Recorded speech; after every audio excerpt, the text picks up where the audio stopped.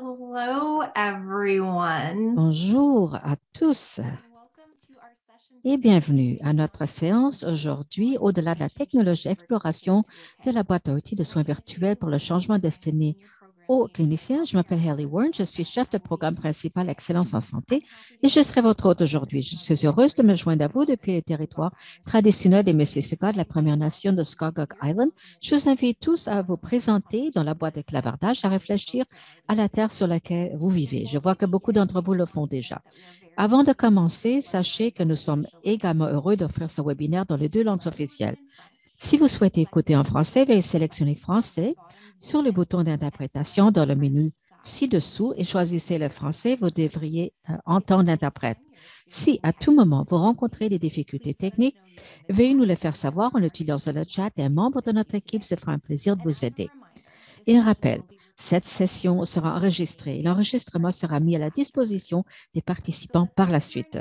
Avant de commencer, nous allons passer en revue, passer un petit peu les objectifs de notre session aujourd'hui. Aujourd'hui, nous sommes très heureux de présenter les gens à le collaboratif pour la conception de soins virtuels, ainsi que la trousse d'outils pour la gestion des changements destinés aux cliniciens qui a été conçue en partenariat. Kevin Sampson va également présenter. Il est un médecin expérimenté en soins primaires. Nous parlera de l'utilisation dans la trousse dans la pratique. Une équipe de conception collaborative nous expliquera également son travail, comment elle a utilisé la trousse dans sa pratique virtuelle. Et vous aurez l'occasion de poser des questions et d'apprendre les uns des autres. Et nous terminerons en discutant et en partageant les prochaines étapes de l'Excellence en santé Canada et les soins virtuels. Avant de plonger dans notre contenu, nous voulions vous poser quelques questions pour voir où vous en êtes, où vous êtes et là où vous habitez et où vous en êtes avec les soins virtuels. Nous allons maintenant lancer nos sondages et vous aurez quelques minutes pour répondre aux questions que vous verrez à l'écran avant de partager les résultats.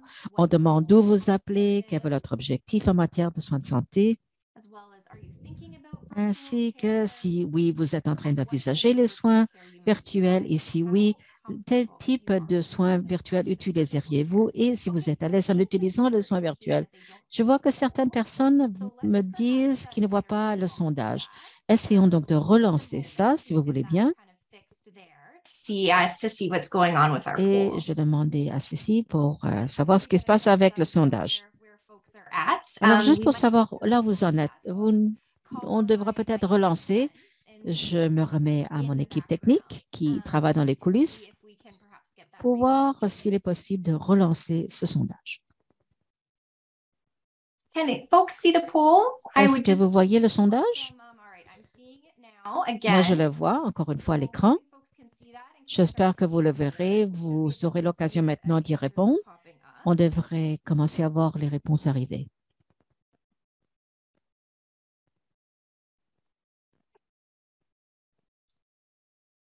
Je ne suis pas certaine ce qui se passe avec le sondage. On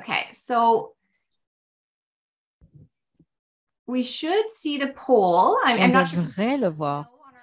Alors, je me remets à mon équipe technique. Est-ce que tout le monde voit le sondage, mais les gens ne peuvent pas cliquer dessus? Ah, maintenant, les résultats arrivent. Je m'excuse pour ça.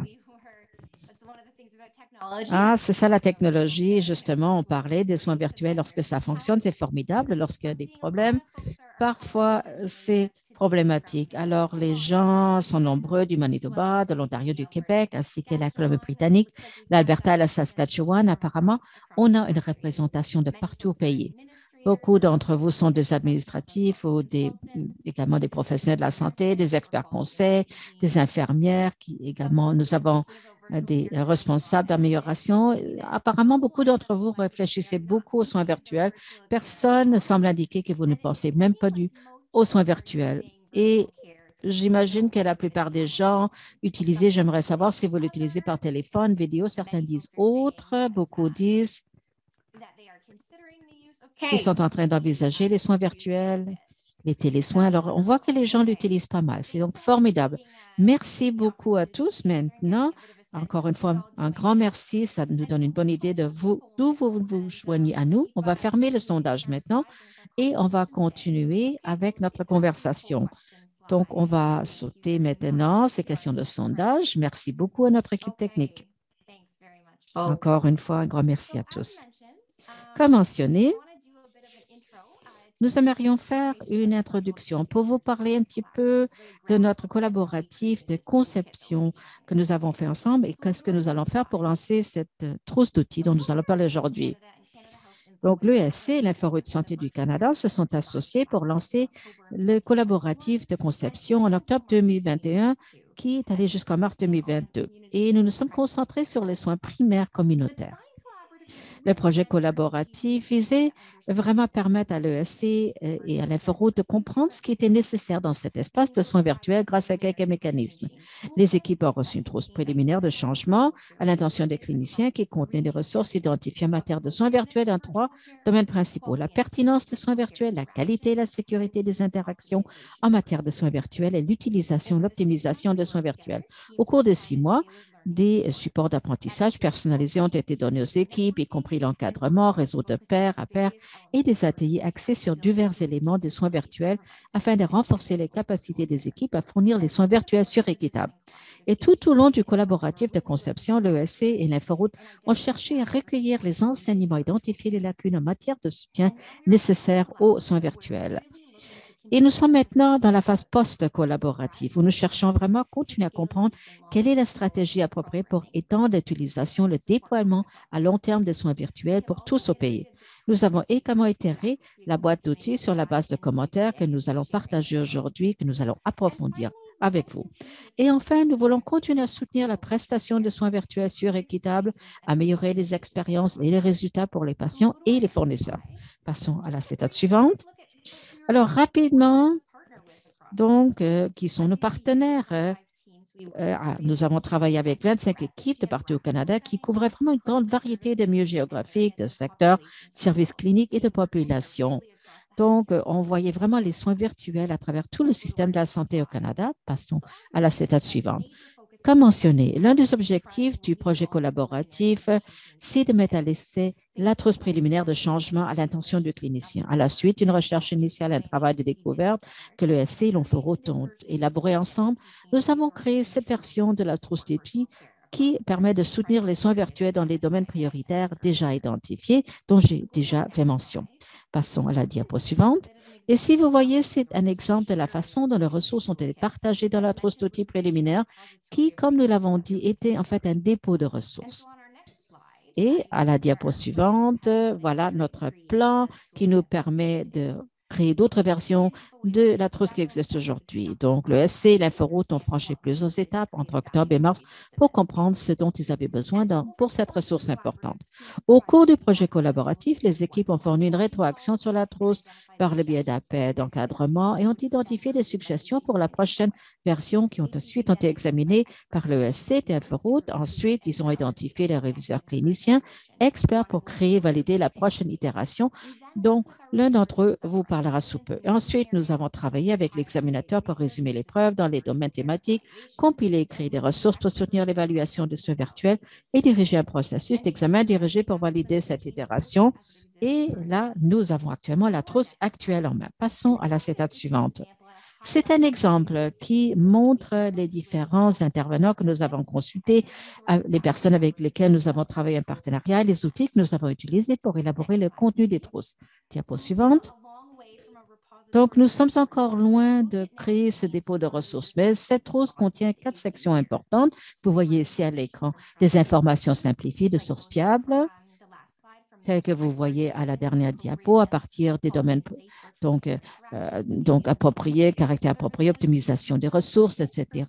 Un petit peu un guide d'évaluation des soins virtuels pour que les gens puissent réellement évaluer comment aborder ceci dans les soins virtuels à travers les 4 domaines, l'expérience du patient, du prestataire, pertinence et accès, ainsi que les stratégies relatives à l'équité dans les soins virtuels et donc mettre sur pied une ressource et des outils pour le soin virtuel pour les personnes qui auront l'occasion d'approfondir le tout.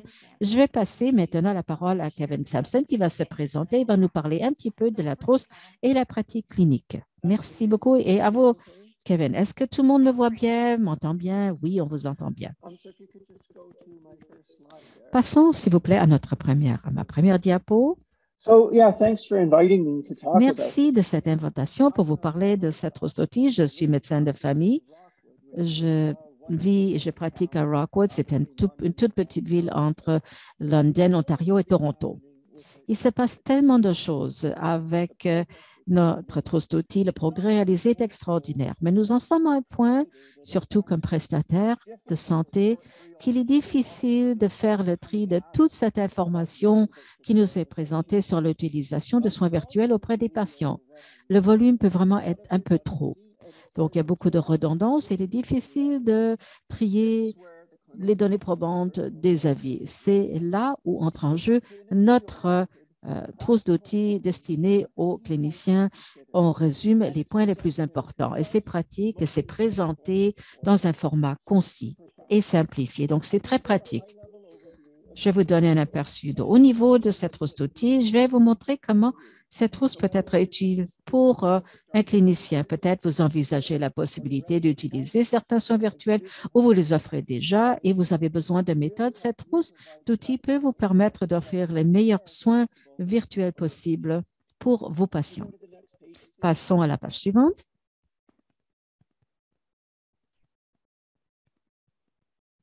There we go. Donc, dans la première section de cette trousse, porte sur la pertinence. À quel moment est-il approprié de faire appel à cette trousse et quel est le meilleur moment pour que le patient vous consulte en personne? C'est la grande question dans les soins de santé. C'est difficile parce qu'il y a tellement d'éléments à tenir en compte, mais la trousse le dévise bien. Les considérations cliniques, évidemment, sont un facteur important. Est-ce qu'il y a des considérations relatives aux patients? Donc, quelles sont les informations? Quelle est la qualité de la relation thérapeutique? Est-ce que ça traduit bien dans une visite virtuelle? Y a-t-il des symptômes ou des préoccupations qui nécessitent une consultation en personne? Donc, voilà quelques-uns des points cliniques qui sont identifiés dans la trousse. Également, on cite beaucoup de bons exemples de situations qui, normalement, se prêteraient bien à des soins virtuels et des situations où ce n'est pas approprié. Ensuite, il y a des considérations relatives aux patients et à l'aidant. C'est également bien établi dans la trousse. Il y a une liste utile des questions qui portent là-dessus. Est-ce qu'ils ont accès à la technologie? Quel est leur niveau de confort? Ont-ils accès à un espace sécuritaire et privé pour les soins virtuels? Ont-ils besoin de services de soutien pour utiliser la technologie? Vous trouvez de telles questions dans votre trousse d'outils. Il est bien de voir que la trousse explique clairement que les préférences des patients et des soignants devraient toujours être une priorité lorsque c'est possible. Et pour choisir la meilleure modalité, il y a également un tableau compréhensif qui montre les avantages, les utilisations, les restrictions de chacun sur la vidéo, les messages sécurisés et également donc les communications à distance. Maintenant, on utilise et optimise des services de soins virtuels. C'est une façon donc de mieux utiliser la situation. Le mieux utilisé est également très bien couvert dans la trousse. Comment choisir la bonne technologie? Est-ce qu'elle répond aux spécifications exigées? Est-ce qu'on peut les intégrer avec l'IMR ou d'autres informations? Est-ce que cela correspond bien à votre flux de travail? Est-ce qu'il est facile pour les prestataires, les personnels, les patients à utiliser? Est-ce que cela permet de soutenir les normes de soins et les lignes directrices en matière de pratique? Donc, voilà quelques questions qui sont présentées dans la trousse. Pour ce qui est de la confidentialité, il y a également plusieurs étapes énumérées pour vous assurer que la confidentialité soit protégée. Donc, obtenir les bonnes informations, authentifier l'identité du patient, confirmer que le patient se trouve dans un endroit privé et assurer que vous l'êtes également. Soyez sûr d'utiliser les plateformes de soins virtuels de façon appropriée pour que ces plateformes puissent offrir les fonctionnalités pour lesquelles ils ont été conçus. Voilà quelques-unes des étapes dont on fait état ici. Également le flux de travail, le déroulement au travail. Souvent, c'est omis ou on y pense après, mais ça peut être le facteur le plus important lorsqu'il s'agit de savoir si le soin virtuel fonctionne ou non pour vous. La trousse d'outils contient beaucoup de composantes excellentes qui vous aident. Donc, impliquez votre équipe, connaissez leurs besoins et offrez-leur un bon soutien, de la formation. Également, ayez une bonne relation avec eux il faut bien identifier les rôles pour savoir qui fait quoi, optimiser également les horaires pour accommoder les soins virtuels et chercher des stratégies pour intégrer les patients pour qu'ils cadrent mieux avec votre pratique. La Trusteti offre beaucoup de recommandations sur le déroulement du travail qui font une grande différence pour les prestataires, les patients et le personnel. Diapo suivante. Améliorer la sécurité et la qualité des interactions lors des soins virtuels permet d'améliorer les résultats de santé pour les patients de leur expérience. Ici, il y a plusieurs recommandations des lignes directrices qui vous permettent de vous présenter et préparer les visites virtuelles. Il y a également d'excellents outils pour les patients. Il y a également une excellente section sur les examens physiques et virtuels. C'est pertinent pour vous. Moi, je ne le savais pas. Je n'ai rien appris. Donc, à la faculté de médecine, c'est extraordinaire ce qu'on peut faire si on a des examens, donc faits sur la personne par elle-même, guidés par la vidéo. Il y a également des vidéos et des références à des articles qui permettent aux cliniciens d'en savoir plus. Il y a également des recommandations très importantes sur les ordonnances en soins virtuels, avoir accès aux informations médicales du patient, des points de discussion lorsqu'il s'agit de la prise de médicaments et l'utilisation également des plateformes d'ordonnance électronique pour s'assurer que les bons médicaments soient prescrits à la bonne personne d'une façon sécuritaire et ponctuelle. Également, l'équité en santé et en santé numérique. C'est extrêmement important pour ce qui est de la santé virtuelle, comme vous le savez. Nous devons reconnaître les causes possibles des inéquités de santé et il faut déployer des stratégies pour les contrer. Je vais utiliser maintenant les prochaines étapes pour l'expliquer un peu mieux. La Trusteti montre que nous devons reconnaître que toutes les communautés ont leurs propres besoins et leurs sensibilités qui leur sont propres. Prochaine diapo. La trousse également identifie quels sont les obstacles à l'accès équitable aux soins virtuels qui existent dans le cadre justement des soins virtuels, des handicaps, la méfiance vis-à-vis des professionnels de la santé, les systèmes de la technologie, un manque d'accès aux technologies, aux services de données, et également un manque d'aisance avec la technologie, un manque de connaissances technologiques. Diapo suivante. La trousse d'outils permet d'énumérer tous ces facteurs et justement les met dans des catégories suivantes: perspective individuelle, perspective technologique, réseau de santé et déterminants sociaux et structurels. Permet d'établir ces questions et vous donne un tableau qui est facile à comprendre, qui est clairement expliqué. Ça vaut certainement la peine. Next slide. Having implemented virtual care, Maintenant, pour ce qui est du guide d'évaluation des soins virtuels, il faut pouvoir évaluer. Est-ce que ça fonctionne bien? Est-ce qu'on peut l'améliorer? Il n'a pas été clairement établi comment on va mesurer le taux.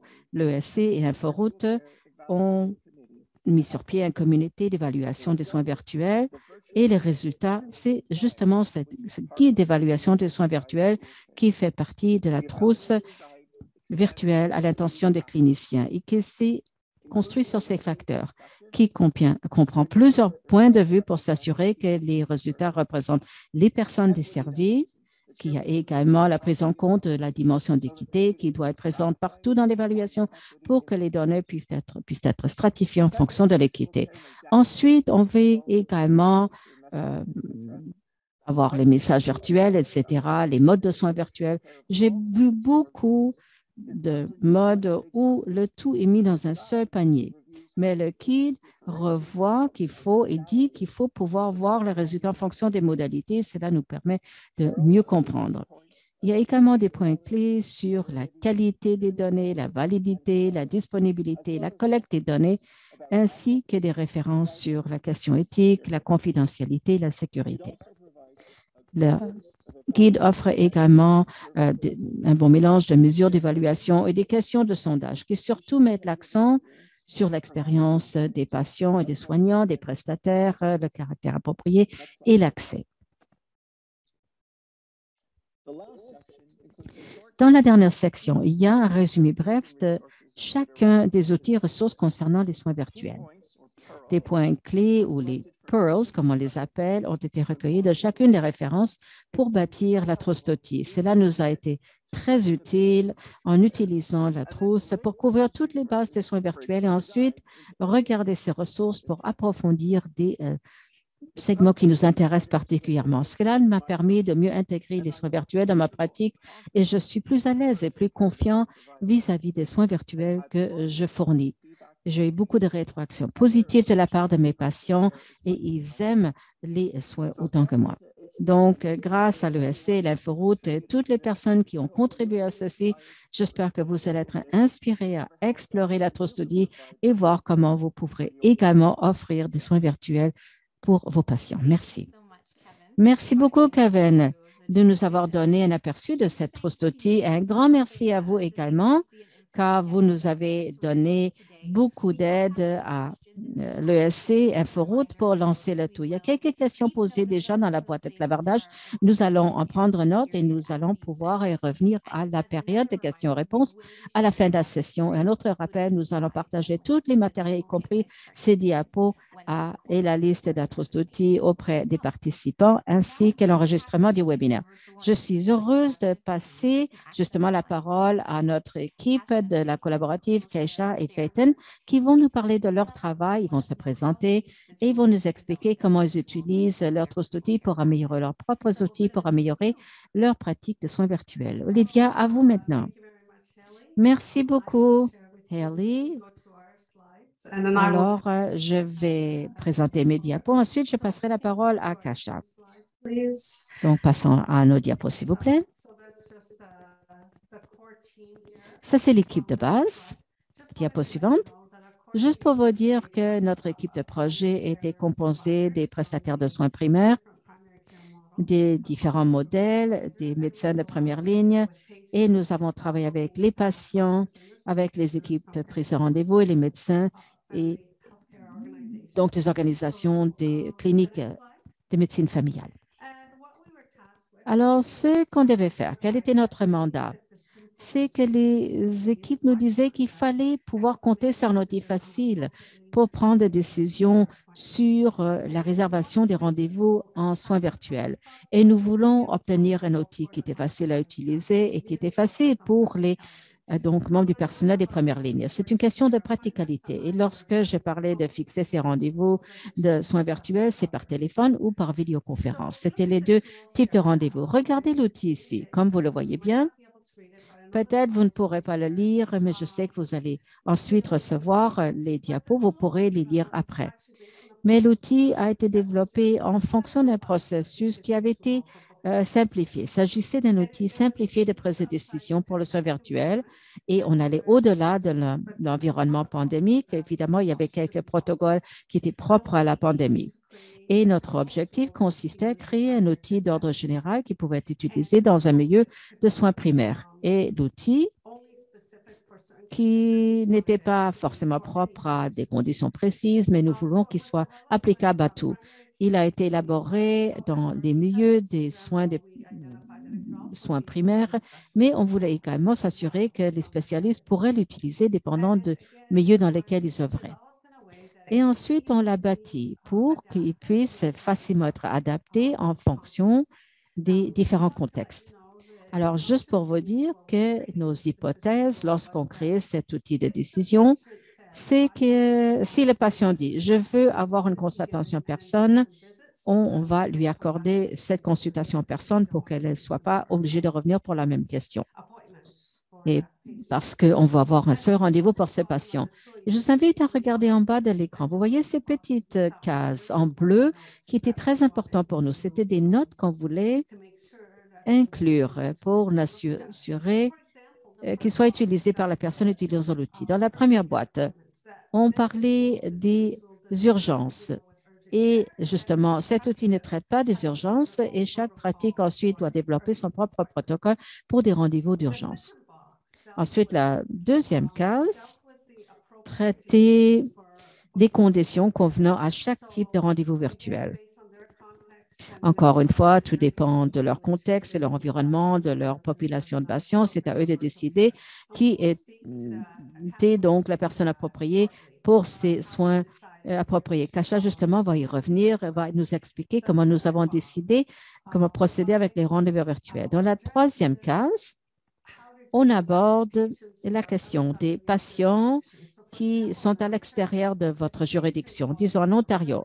Si vous appelez votre prestataire de santé, qui n'est pas, cependant, ils ne sont pas présents en Ontario, c'est-à-dire le médecin ne peut pas leur fournir les soins en Ontario puisque la personne est à l'extérieur. Il faut regarder vos règles et réglementations provinciales. Ensuite, je vais passer la parole à Kasha qui va nous expliquer cette fiche que nous avons créée, cette aide-mémoire qui donc accompagne notre outil décisionnel. Et on va passer à la diapo suivante. À vous, Kasha. Merci beaucoup, Phaeton, et merci. Je suis Kasha et je soutenais ce projet avec Phaeton. Comme Phaeton l'a dit, je vais vous expliquer cette page qui permet d'encadrer l'outil décisionnel pour la fixation des rendez-vous virtuels et dépendant des environnements, parce que nous avons réalisé qu'il y a certaines lignes directrices, mais dans certains contextes, cet outil ne fonctionnerait pas.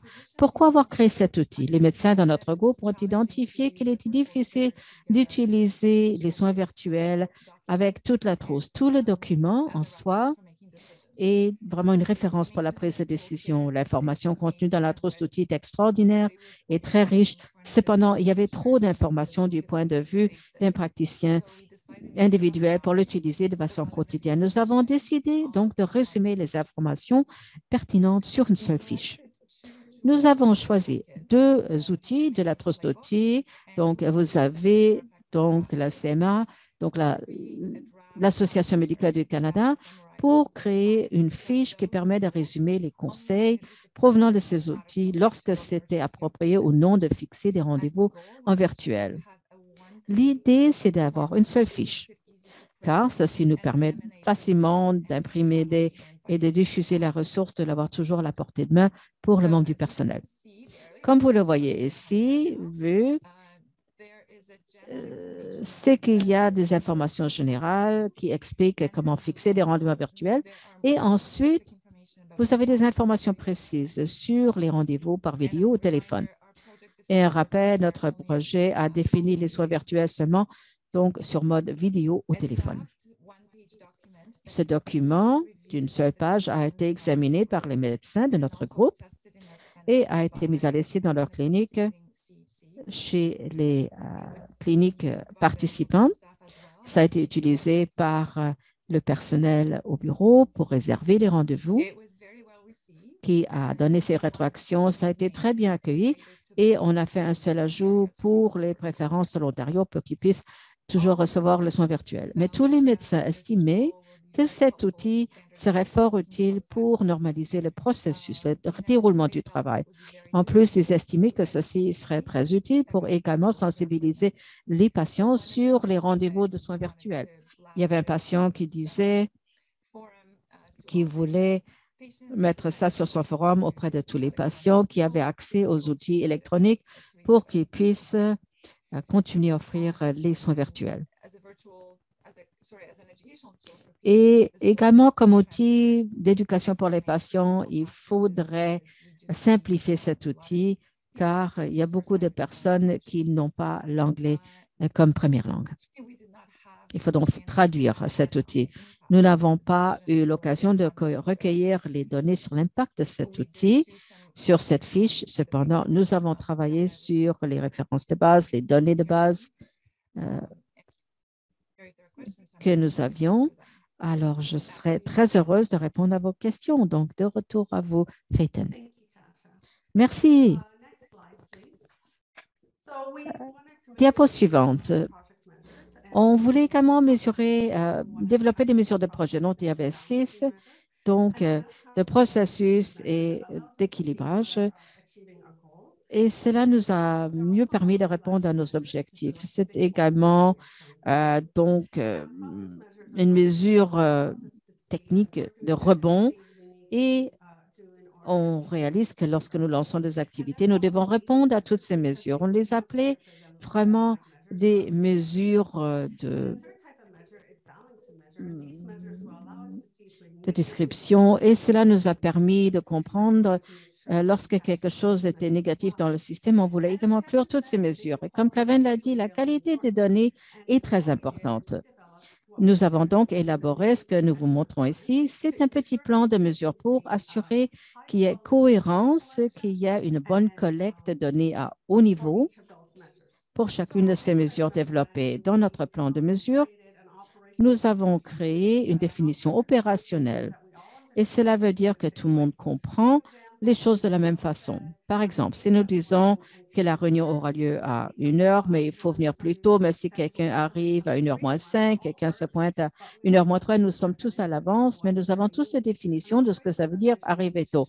Et une définition opérationnelle s'assure que nous sommes tous sur la même longueur d'onde. Par exemple, pour la mesure de résultat, comme vous le voyez, cette mesure, c'était le nombre de rendez-vous planifiés convenablement. Mais qu'est-ce que convenablement veut dire? Convenablement, ça veut dire des rendez-vous planifiés convenablement virtuels sont ceux qui respectent la liste des conditions établies par chaque pratique. Et également, dans les mesures de processus, là, je vais simplement vous parler de la mesure de rebond. À mon sens, celle-là était très importante. Il est important pour moi d'en parler dans un webinaire. Et ça, c'est la mesure de rebond. C'est le patient qui revient consulter une personne pour le même problème dans les 3 semaines suivant le rendez-vous et ce n'était pas pour un suivi parce que son état s'était aggravé. Ça veut dire que les soins virtuels n'étaient pas bien réservés de façon convenable. On voulait s'assurer que cette mesure soit incluse. Et d'ailleurs, nous nous sommes inspirés de ces mesures de rebond après avoir parlé à Shauna, donc le responsable de la pratique familiale qui était présente à un de nos webinaires, la réunion à laquelle nous avions participé. Et ensuite, vous avez donc la mesure d'équilibrage. C'est qu'est-ce qu'on peut améliorer. Donc, évidemment, des renvois, l'aiguillage vers les tests, etc., pourraient être améliorés. C'est-à-dire, le virtuel nous permet de voir plus de patients virtuellement, mais si on impose un stress sur le système parce que les gens vont subir plus d'examens ou d'imagerie, à ce moment-là, nous ne faisons qu'aggraver le problème. On voulait savoir si c'était bien ça la situation. Donc, au cours de ce plan de mesure, vous voyez que la première colonne, c'est la mesure. Ensuite, vous avez les descriptions opérationnelles et la description. La troisième colonne consistait à voir comment on va calculer le tout. Encore une fois, si on va calculer de façon différente, les données ne seront pas de bonne qualité et ne représentent pas ce que nous devons faire. À ce moment-là, on ne pourrait même pas comparer les données à travers différents milieux. Donc, si quelqu'un voulait utiliser quelle mesure, comme on cherche à leur permettre, ça ne serait pas possible. Donc, on voulait pas donc calculer un pourcentage de chaque mesure et ce pourcentage nous permettra de comparer à travers tous les milieux. Prenons l'exemple de ces mesures de rebond. Comment est-ce que nous avons procédé? Voilà comment nous avons calculé ces mesures de rebond. C'est que nous avons pris le nombre de patients qui sont revenus consulter pour la même question en 3 semaines. Une personne qui est revenue pour consulter pour le même problème dans 3 semaines, pas pour un suivi ou parce que son état s'est aggravé. Ensuite, nous avons divisé ça par le nombre de patients revenus consulter une personne pour le même problème dans les 3 semaines. Et on n'avait pas assez de place ici pour vous expliquer quel était un véritable exemple réel que nous avons inclus dans notre mesure de progrès. Sans doute, si cela vous intéresse, je vous invite à nous contacter et nous serons heureux de vous communiquer ça. Et ensuite, on a mis à l'essai ces mesures pour la collecte des données de référence, pour comprendre comment les soins virtuels ont bien fonctionné, qu'est-ce qu'il en était dans la pratique, mais nous n'avons pas eu le temps de collectionner ces données sur l'utilisation du nouveau processus de réservation des rendez-vous virtuels ou l'outil que nous avions mis en place. Et je crois que cela couvre tout sur les mesures. Et comme vous voyez ici, nous avons ce premier cliché. Vous voyez 2 des mesures de processus et sur la diapo suivante, vous voyez une autre mesure de processus et les 2 derniers. Donc, présente les mesures d'équilibrage. Voilà, et j'aimerais repasser la parole à Tammy. Merci beaucoup, Faten et Kasha. Merci d'avoir partagé tout ceci avec nous. Nous avons reçu quelques questions déjà dans la boîte de clavardage.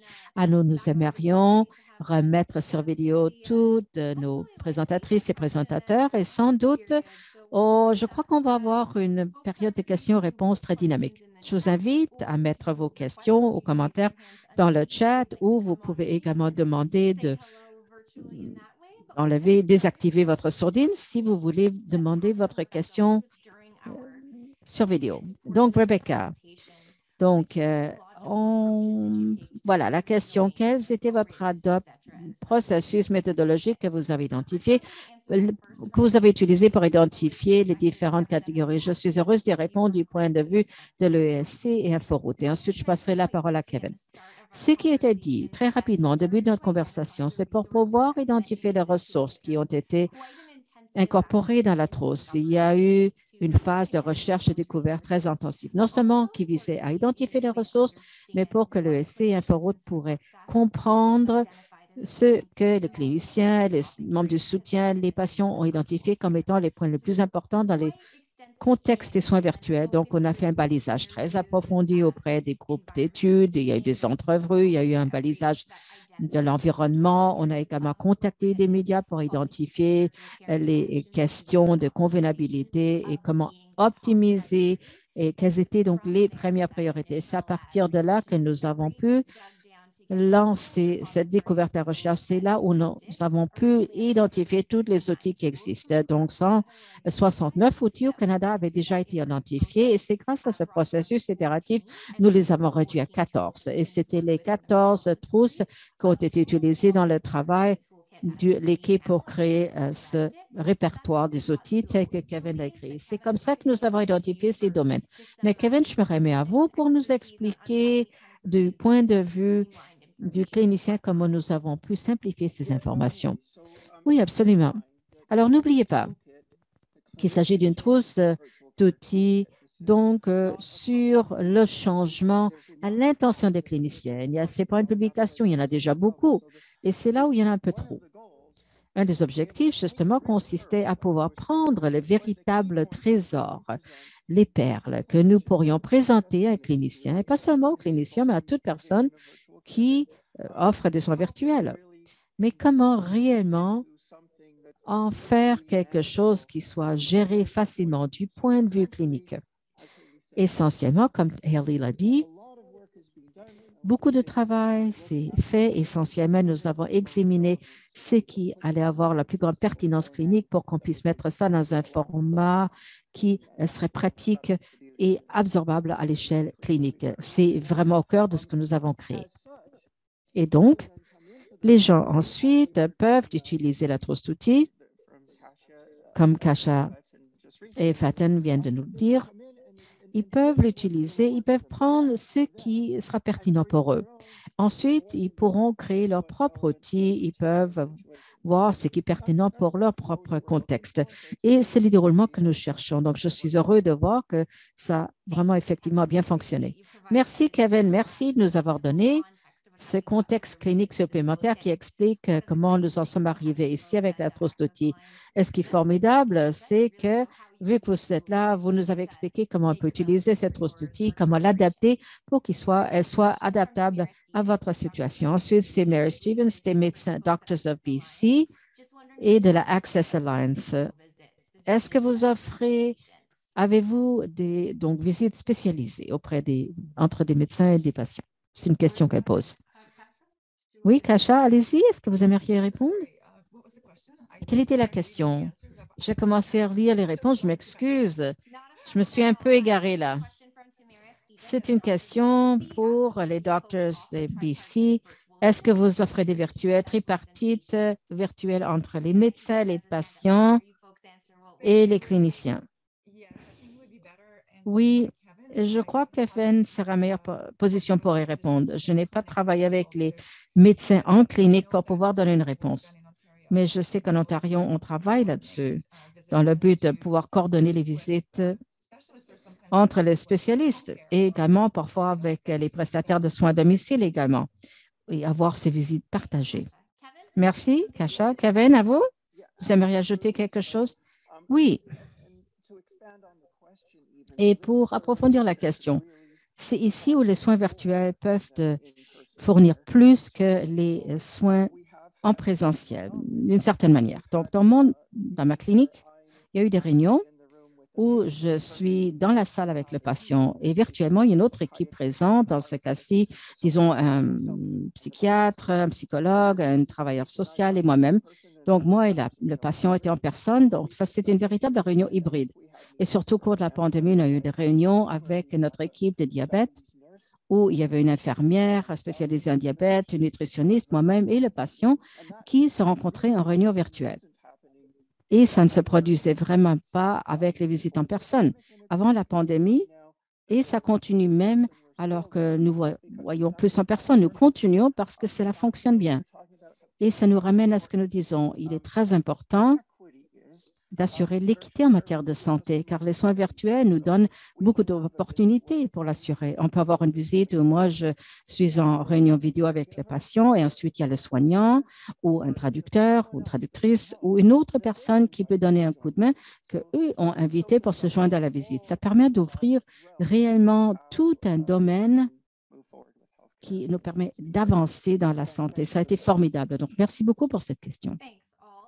Merci à tout le monde. Je vais continuer par une question qui vient d'arriver, qui est reliée à ce point, Kevin, mais ne vous inquiétez pas, on ne va pas oublier les autres questions qui sont incluses.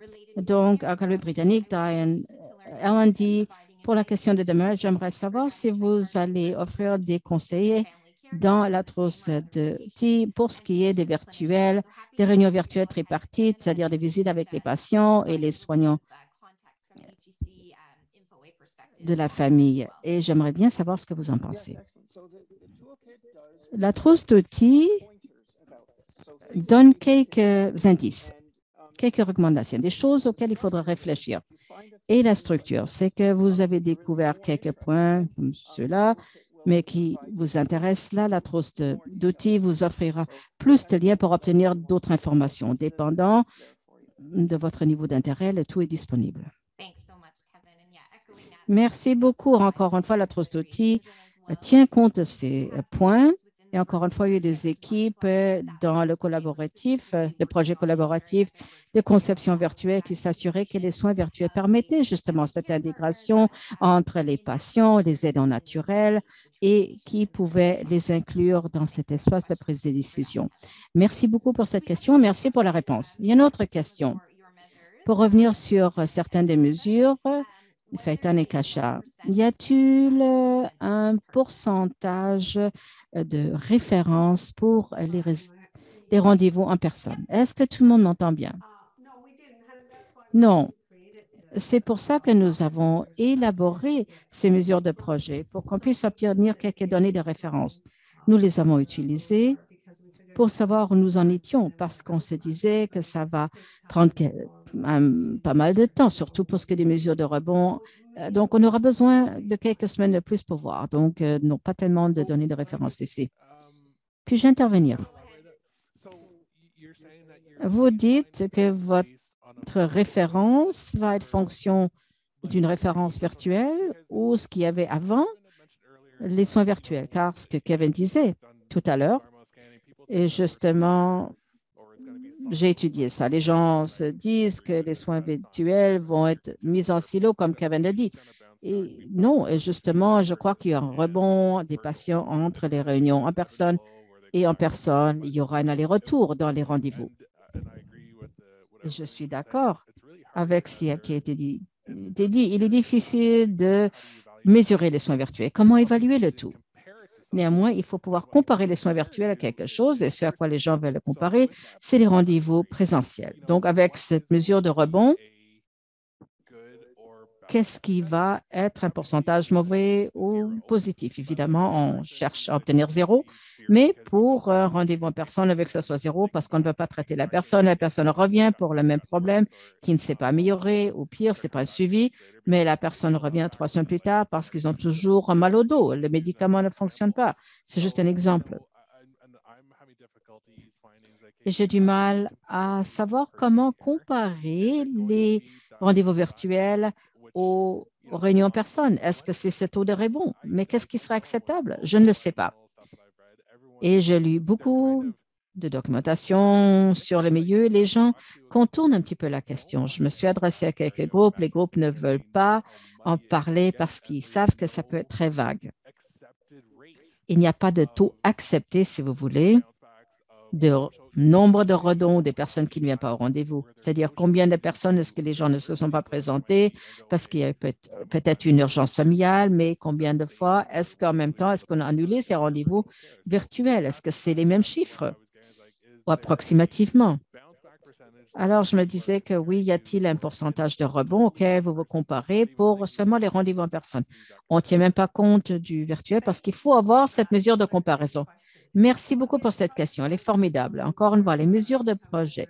Lorsque nous aurons identifié les mesures de résultats, ce que nous essayons de réaliser, l'idée était vraiment pour que les cliniciens des premières lignes pour fixer les rendez-vous les plus appropriés. Si les patients voulaient venir en personne, c'était une option absolue. Mais sinon, les personnels des premières lignes devaient décider s'ils devaient réserver, fixer un rendez-vous virtuel ou non. Et c'est là où c'est entré en jeu. Lorsqu'on regarde la mesure de résultat, c'est la définition pour approprié. Pour ces rendez-vous virtuels convenables sont réservés en fonction de la liste des conditions qui avaient été créées par chaque pratique. C'est cette fiche sur une page dont a parlé Kasha. Donc, la mesure de rebond permet de mesurer les mesures de résultats.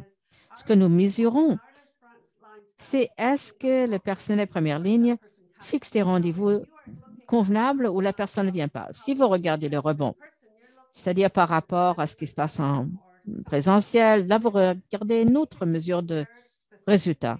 Essentiellement, c'est propre à cet outil pour le personnel de première ligne. Est-ce qu'il fixe de façon convenable le rendez-vous en fonction du contexte de cette pratique? C'est justement cette fiche qui nous permet de le décider. Il faut s'assurer que les mesures de projet soient propres à ce que nous cherchons à réaliser. Ah, d'accord. Oui, là, je comprends. En fonction de ça, soit vous pouvez changer la définition de ce qui est convenable selon vous, ou peut-être faudrait-il davantage sensibiliser les personnels de première ligne, c'est-à-dire les gens appellent pour ça et ils devraient venir en personne alors qu'on leur donne plus de rendez-vous virtuels ou vice-versa. Je suis d'accord avec vous, mais à ce moment-là, dans ma tête, je me disais, est-ce qu'on peut utiliser ce que vous avez fait et on peut diffuser ça, mettre ça à l'échelle et avoir une meilleure idée du soin virtuel dans son ensemble? Et ça mène à une autre question, mais je m'excuse pour ça. Écoutez, je suis en train de prendre en otage toute la conversation. Mais notre programme essaie de voir comment évaluer les soins virtuels dans un ensemble et comment ensuite peut-on mettre à l'échelle en utilisant cet outil et adopter une approche systématique pour évaluer les soins virtuels. Donc, comme province, est-ce qu'on peut évaluer les soins virtuels, mais ensuite, chaque spécialisation peut prendre ces questions et mettre ça à l'échelle à leur propre milieu. Tout d'abord, je tiens à vous remercier d'avoir précisé le point parce que vous avez posé une question, mais finalement, vous avez bien précisé votre question. Deuxième point, j'adore le fait que vous posiez une question et tout commence avec une question à laquelle on cherche à trouver une réponse. Alors, qu'est-ce que vous voulez réaliser? C'est ce qu'il faut savoir, c'est-à-dire comment envisager les soins virtuels. Ça, c'est une excellente question que vous posez. Et il faut ensuite utiliser cette question. Ensuite, il faut élaborer les mesures qui vous permettent de mesurer justement cette question précise. Alors, je n'ai pas le temps de l'expliquer ici, mais il existe une méthode qui vous explique comment faire. Merci beaucoup à vous deux. Excellente discussion. Et ne vous excusez jamais de poser des questions. On a ces échanges justement pour apprendre. Kasha et Kevin, je vois que vous avez les mains levées. On a peu de temps qui reste, mais beaucoup de questions. Mais avant de vous donner la parole, j'aimerais signaler que si nous manque le temps de poser des questions, on répondra à toutes vos questions et je peux m'engager vis-à-vis de vous à partager toutes les réponses et les questions suite à la session lorsqu'on vous enverra les matériels. À vous maintenant, Kasha. J'adore les questions d'évaluation. C'est vraiment intéressant. Et pour ajouter aux commentaires de Phaeton, la référence ne visait qu'à voir s'il y avait amélioration après avoir utilisé la trousse et cette fiche d'une page pour fixer les rendez-vous. Et on essaie de voir s'il y avait eu amélioration ou non. Comme vous l'avez noté, on ne sait vraiment pas. ce qui serait une bonne mesure de rebond ou comment ça peut se comparer donc aux soins primaires. Et c'est une question fort importante. Et de mesurer, il faut la mesurer. Merci, Kevin, à vous. Et ensuite, nous passons à la question suivante. Je vais essayer d'être bref, mais ça me passionne. Il est si important de voir dans quelle mesure les rendez-vous sont fixés virtuels qui n'auraient pas dû être virtuels, qui devaient être des rendez-vous en personne. Très important. Mais de plus, je ne veux pas perdre du vue un fait important. Nous ne parlons pas du fait que ça soit virtuel en personne, c'est qu'en continuum, comme tout ce qui se passe dans notre pratique. Et j'ai vu beaucoup d'excellents exemples de ce que j'appelle des rendez-vous hybrides et qui sont convenables, où nous disons ensuite faisons un suivi en personne à la clinique. Il y a beaucoup de raisons pour le faire. Parfois, les gens ne prendront pas le temps, ne peuvent pas prendre le temps de venir au bureau, à la clinique. Ils ne savent pas, réalisent pas l'importance de la situation. À ce moment-là, on peut leur faire comprendre l'importance. Ensuite, ça les amène à la clinique ou non. Parfois, il y a un patient qui a un rendez-vous virtuel et dit, écoutez, ce test est là, j'ai vérifié votre pression artérielle, vous devez tout noter et ensuite, on va se revoir à la clinique et les rendez-vous fonctionnent très bien ensemble. Alors, j'aimerais également reconnaître qu'en plus du rebond, on devrait peut-être envisager la possibilité du hybride. Et si vous voulez savoir si un rendez-vous virtuel était convenable ou non. Et la meilleure façon, c'est d'avoir un petit signalement dans le dossier ou dans la visite où le clinicien et le patient peuvent dire, écoutez, est-ce que c'était convenable ou non? Parce que vous savez, il y a tellement de disponibilité dans ce qui est convenable ou non, et je crois que ça serait une mesure plus précise. Merci d'avoir ajouté ça. Et on n'a pas abordé les détails, on n'avait pas le temps d'en parler, mais il y avait quand même pour nous une partie où les prestataires pouvaient également indiquer si c'était convenable ou non, mais on manquait de temps, tout simplement, pour en parler aujourd'hui. Merci. Merci à vous deux. Et justement, ça relie les autres questions qui ont été posées sur la mesure du caractère convenable ou non. Alex Singer pose une autre question. Comment est-ce que vous pouvez distinguer un rendez-vous suivi par rapport à un rendez-vous à répétition pour la même question? Et c'est justement, ça rejoint le point de Kevin. Si un médecin dit, écoutez, si c'était convenable ou non. C'était un rendez-vous convenable ou non, c'était les médecins et les patients qui avaient décidé que c'était convenable ou non. Merci. Et je crois que ça permet de répondre justement à une autre question de Zara. Y a-t-il des critères qui permettent de mesurer la convenabilité? Je sais, peut-être, Kevin, vous aimeriez peut-être parler du contenu de la Trust Outil. Ensuite, je pourrais passer la parole à Kasha et Keten avant de prendre encore quelques questions. Nous devrons conclure, mais la discussion était formidable. Je crois que toute la séance porte sur la Trust Outil, son utilisation, pas sur les informations dedans et les réponses qui sont. Pour répondre à la question, oui, la Trust Outil le couvre de façon claire et vous allez découvrir que ce que vous cherchez est clairement expliqué dans la Trust Outil. Alors, je vous invite à la consulter et vous allez voir. Notre définition de convenable, c'était selon le médecin, c'est-à-dire qui utilise la trousse et le patient. Il n'y a pas une définition universelle du caractère convenable. Car oui, si nous fixons un rendez-vous pour un patient qui veut venir en personne et la personne veut venir en personne, bon, on va habiliter ça. Donc, il faut savoir ce qui est approprié pour le patient. On veut s'assurer qu'on tient toujours compte de la voix du patient dans cet outil et le médecin et leur pratique et leur milieu. C'est pour ça que nous avons élaboré cette liste. C'était en fonction donc de la population de patients que nous avons. Il y a d'excellents exemples dans la Trust Outil qui donc nous explique ce qui est convenable. Ça vous donne vraiment une vue d'ensemble. Je crois qu'il serait utile de revoir ces exemples. Alors, merci à vous deux. Il ne nous reste que 5 minutes. J'aimerais poser une dernière question qui avait été insérée dans le chat. S'il y a des questions que vous avez posées auxquelles nous n'avons pas répondu, nous allons vous fournir les questions auprès. Nous allons les travailler avec nos présentateurs. Aujourd'hui, on va traduire toutes les réponses et questions. Nous allons tout vous envoyer.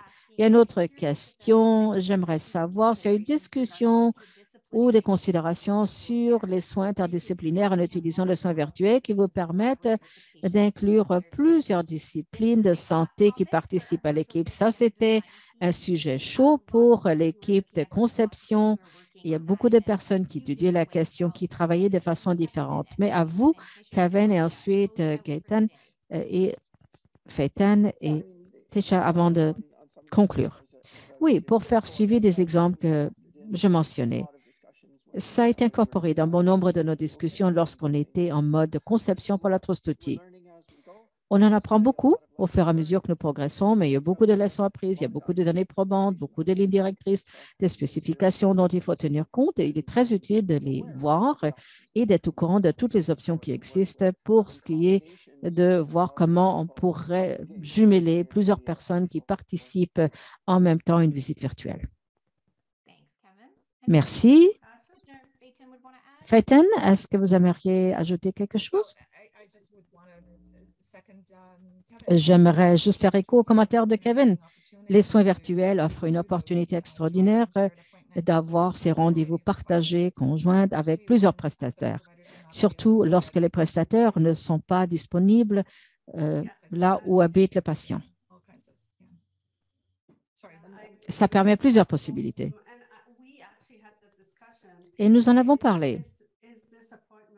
On se disait si oui ou non ces rendez-vous pourraient également se faire par une infirmière praticienne ou une nutritionniste. On a déjà eu cette discussion dans notre groupe. Et moi, je dois également mettre l'accent sur la messagerie sécuritaire, car au cours du sondage, il y avait une seule personne qui disait utiliser ces messageries sécurisées. Et ça peut, et selon moi, est une partie critique de la façon dont nous allons pouvoir améliorer l'accès aux soins pour les patients. Mais le problème qu'on contourne, c'est justement le caractère synchrone avec les soins virtuels. Lorsqu'on parle de vidéo, téléphone, il faut que nos horaires soient alignés. Mais avec la messagerie sécurisée, ce n'est pas le cas. Il y a beaucoup de personnes qui pourront recevoir des soins qui autrement ne seront pas disponibles pour eux. Et les cliniciens qui fournissent ces soins peuvent également, donc, normalement, si on utilise ces soins asynchrones, bon, ça se fait, je l'ai fait depuis longtemps avant la pandémie. Et les gens ont l'habitude de s'envoyer des textos, d'envoyer des messages. C'est comme ça que le monde évolue. Et l'idée n'est pas de remplacer les autres options, mais cela peut certainement améliorer les soins virtuels et ce que nous pouvons offrir dans le cadre des soins virtuels. Alors, je vous encourage à vraiment examiner la trousse d'outils et voir quels sont les avantages de l'utilisation des messageries sécurisées, comment vous pouvez les incorporer en pratique. J'aimerais juste dire qu'un de nos prestataires utilisait WhatsApp parce que c'est sécurisé et il l'utilise avec les autres membres de son équipe et avec les patients. Donc voilà, c'est bien. Il l'utilise. Et justement, vous allez également voir ça dans la trousse d'outils, qu'une grande partie de la réussite, surtout du point de vue des prestataires, dépend de l'intégration de toute la technologie. Et il faut vraiment aller sortir et l'utiliser. Il y a également des messageries sécurisées qui sont disponibles, déjà intégrées avec les cliniques. Donc, les données du patient peuvent être donc consultées de façon sécurisée. C'est un peu comme email, le courrier électronique, mais ceci permet de répondre à toutes les normes. Je vous remercie beaucoup. Malheureusement, il nous reste seulement 2 minutes dans la séance et on a beaucoup de réflexions posées dans la boîte de clavardage. Et également, vous trouverez des liens à la trousse d'outils en anglais et en français. Vous les trouverez soit sur les sites web de l'ESC ou InfoRoute. Et ensuite, j'aimerais vous donner un petit rappel que tout ce qui n'a pas trouvé réponse aujourd'hui vous sera envoyé. Je m'engage à ça. Donc, passons à la diapo suivante. Et dans les quelques minutes qui nous restent, j'aimerais vous parler un petit peu de ce que nous avons fait au collaboratif de conception. Nous voulions également identifier les actions prioritaires et principaux leviers. Et voilà, nous en avons identifié quelques-uns que vous voyez ici à la diapo. Je vous invite à insérer vos commentaires, votre rétroaction dans le chat. Est-ce qu'il y a des choses qui vous interpellent ou qui manquent? Merci encore une fois pour vos très belles questions, vos discussions. On aurait tellement aimé avoir plus de temps pour discuter. Mais nous allons lancer également quelques sondages. Votre rétroaction est très importante pour nous. Je vous invite à prendre quelques minutes à la conclusion de la séance pour nous dire si vous avez bien apprécié le webinaire ou non. Ça nous aide beaucoup et encore une fois, les enregistrements seront disponibles pour tous. Et encore une fois, un grand merci à tous et nous avons hâte de rediscuter avec vous sur ce parcours des soins virtuels. Je vous souhaite une très belle journée. Encore une fois, un grand merci.